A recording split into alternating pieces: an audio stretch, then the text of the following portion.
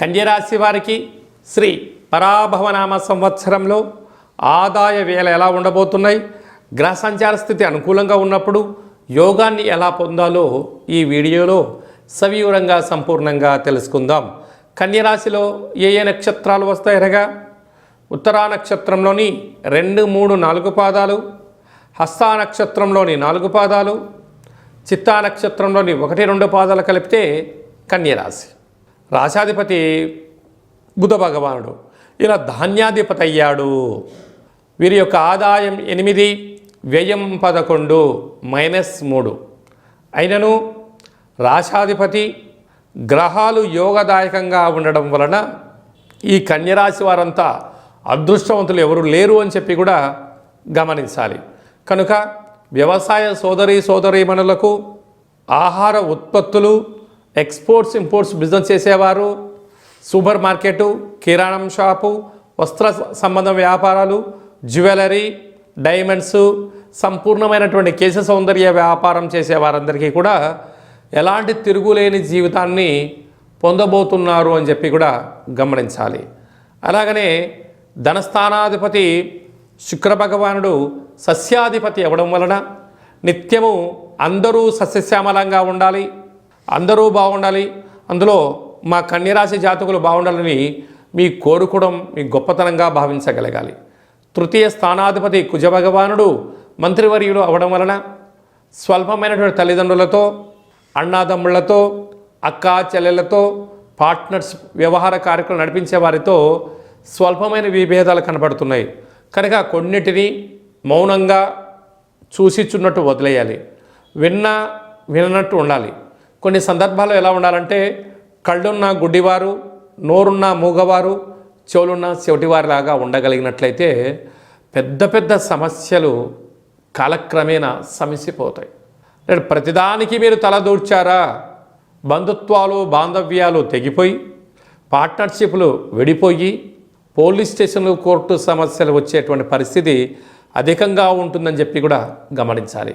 అర్ధాష్టమ రాశాధిపతి రాజు అవ్వడం వలన స్వీయ నియంత్రణ, మాట్లాడేటువంటి కాల సమయంలో ఓపిక, వినేటువంటి కాల సమయంలో శ్రద్ధ, చదివే కాల సమయంలో ఏకాగ్రత అవసరం అని చెప్పి కూడా గుర్తు పెట్టుకోగలగాలి. అలాగనే 6వ స్థానాధిపతి శని, అక్కడ రాహు ఉండడం వలన దయచేసి అప్పులు ఇవ్వద్దు అని చెప్పి జ్యోతిర్విజ్ఞానం తెలియచేస్తుంది. 7వ స్థానాధిపతి రాజు అవ్వడం, అక్కడ శని భగవానుడు సంచారం చేయడం వలన ప్రేమికుల మధ్య చాలా జాగ్రత్తగా ఉండాలి, భార్యాభర్తల మధ్య న్యూన్యత అవసరం, వీలైనంత వరకు ఓపిక, పట్టుదల, నియమ, నిష్ఠ, దీక్ష, సంకల్పంగా మీరు ఉండగలిగినట్లయితే విపరీతమైన ధనకనక వస్తు వాహనాలు, ఐశ్వర్యము, ఆనందము కుప్పలు తెప్పలుగా రావడానికి అవకాశాలు ఉన్నాయి. దానిని గమనించగలగాలి అని చెప్పి కూడా మీరు గుర్తు పెట్టుకోగలగాలి. అదే కాకుండా రాజ్యస్థానాధిపతి బుధ భగవానుడు ఆ రాజ్యస్థానంలోనే గురు సంచార స్థితి ఉండడం వలన విద్యలో, ఉద్యోగంలో, వ్యాపారంలో మార్పులు రావడం, ఉన్నతమైన స్థితిగతులు, రాజసన్మానాలు, గజ సన్మానాలు కూడా మీరు పొందబోతున్నారు. వ్యయంలో కేతు సంచార స్థితి ఉండడం వలన చిన్న చిన్న విషయాలకు ఆందోళన తగదు, ఉండబడిన వాటితో తృప్తి చెందుతూ మౌనంగా వీక్షిస్తూ ముందుకు వెళ్ళగలగాలి. వీరు ఈ సంవత్సరం 11వ తారీఖు 9వ నెలలో శ్రావణమాస అమావాస్య ఉత్తరా నక్షత్రం రోజున ఎలాంటి పనులు ఆచరించకపోవడం ఉత్తమోత్తంగా భావించాలి.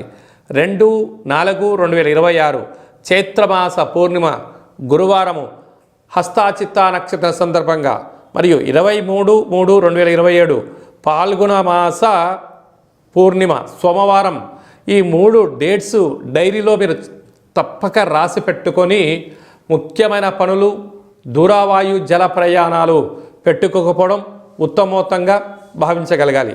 వీరికి మానవుని యొక్క శరీరంలో చక్రాల బ్యాలెన్స్ అనుకూలంగా లేని కారణం చేత ప్రతి బుధవారం పూట మనకు మూలాధార సహస్ర చక్రాలు వికసింపచేసేటువంటి, అంటే వాటిని శక్తిని తీసుకొని ప్రకృతితో మమేకం అవ్వగలిగితే మీకన్నా అదృష్టవంతులు లేరు. లేకపోతే హృదయంలో, అలాగా ఉదరంలో, గుండె సంబంధమైన నరాల సంబంధించినటువంటి రక్తానికి సంబంధించినటువంటి వ్యాధులు వచ్చే పరిస్థితి ఉంటుంది. కనుక వీలైతే మీరు ఒకసారి చిదంబరంలో నటరేశ్వర స్వామివారు ఉంటారు. స్వామివారిని స్మరించడం, ధ్యానించడం, దేవతా దర్శనం వలన సకల దోషాలు తొలగిపోతాయని చెప్పి కూడా గమనించాలి.